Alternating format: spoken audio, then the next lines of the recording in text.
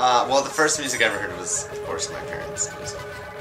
So I'm really getting around that. I mean, they played music around me, and I started to pick up on it. And I definitely remember I have like young memories of my father in the car, like being like, "Who is this? Who is?" Like asking me to like recognize artists off of the radio. And so maybe that was like when I first started to realize, oh, there's a person or a band behind this song, and I was definitely really young. But really, when I started getting into music that was my own music, it was when I was older and, sort of found like punk rock and ska. It was Orange County in the 90s, and that was really big, but it was new. It wasn't like something my parents listened to that now I was listening to. It was something totally new. Oh, I think it's amazing. It's so great. I mean, anyone can put music out there, and other people can find it, and you don't have to listen to a bunch of commercials. You don't have to listen to a bunch of rehashed garbage that you've heard a million times. It's internet radio is amazing. I mean, I don't know why anyone would listen to FM or AM radio. They're terrible. I mean, and they're full of commercials, and they play the same stuff over and over again. And that's not what I'm looking for, really. There's like a couple around here that are all right, but in general, internet radio, I think, is gonna wipe FM off the map.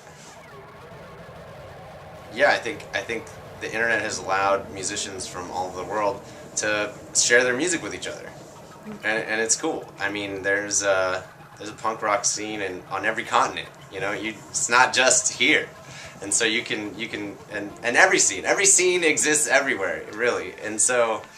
There's so much music that you'll never hear if you don't step outside of just the little area you're in, or just the music that gets played on FM radio constantly. My show is what I think radio should be. What I look for in radio, which is diversity and new music, and really no boundaries and no talking, no commercials, just straight music. You can listen to it and you can hear something new, you can hear something old, you can hear something you never heard before, you can hear something from across the world. So I had the idea of having a year's worth of shows that spanned from 1970 to 1980, and each show the year would go up one. So I started in 1970, then 71, 72, and so on. And my first step was to look into my record collection and search for everything I had that was from that year. And then I then realized that there was a lot more out there that I didn't have. There were big gaps. And so I started researching on the internet, lots of different albums and different singles, even like live concerts that were recorded from that year, and collecting it all. And then whittling it down into a nice 2-hour chunk. And then each month I'd start on the next year, and eventually got to 1980, which was the end of the decade. That decade in particular, the idea of doing year by year, at first the idea was to just do 1 year, but then I was like, well, I should do a decade.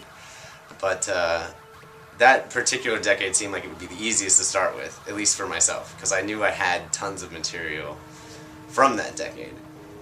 But I really think that what stands out is the growth and the movement of the different scenes that are happening at the same time. I mean, you have the birth of punk, the birth of funk.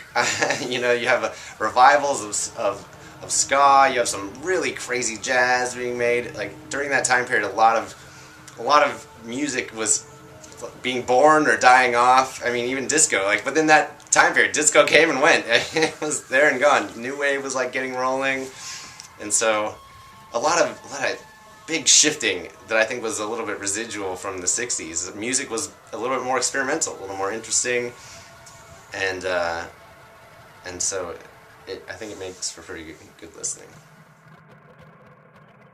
I hope that my listeners get to hear something they've never heard before.